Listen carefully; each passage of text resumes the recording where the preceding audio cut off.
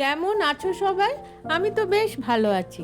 চলো আমাদের বাড়ির পাশে যে বাজার বসে সেখানে তোমাদেরকে ঘুরিয়ে নিয়ে আসি।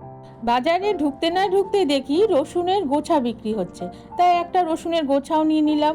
ওমা, পাশে দেখি কাঁকড়া বিক্রি হচ্ছে, আর কি পারি লোভ সামলাতে, তাই অল্প করে কাঁকড়াও নিয়ে নিলাম। চলো এবার মাছের বাজার ঢুকি, দেখি কি কি মাছ বিক্রি হচ্ছে।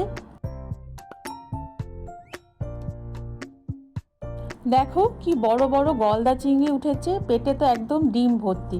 তবে আমরা এই চিংড়িগুলো খুব একটা ভালোবাসি না, ছোট চিংড়িটাই বেশি ভালোবাসি। তারপর একটু ভেতরে ঢুকতেই দেখি দুই পাশে শুধু ইলিশ আর ইলিশ, মনে হচ্ছে যেন শিলিগুড়িতে ইলিশেরই উৎসব হচ্ছে। এত ইলিশ মাছ দেখে আর কি মন চায় অন্য কোনো মাছ নিতে, তাই একটা ইলিশ মাছও নিয়ে নিলাম।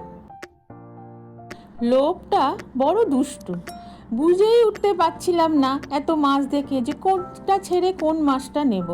যাই হোক, সব মাছ তো আর নিতে পারবো না, তাই একটা যে কোনো মাছ নিয়ে চলে গেলাম আমরা সবজির দিকে।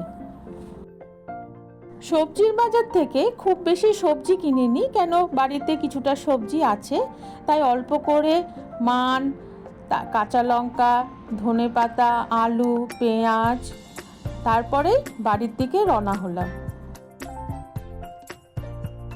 তোমরা নিশ্চয়ই ভাবছো দুরকম মাছের জন্য এতগুলো বাটি কেন।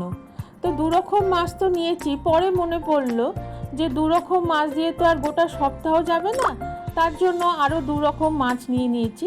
তাহলে চলো দেখায় তোমাদের আর কি মাছ নিয়েছি। আরও যে মাছ নিয়ে এসেছি, প্রথমে ঢালবো চিংড়ি মাছ।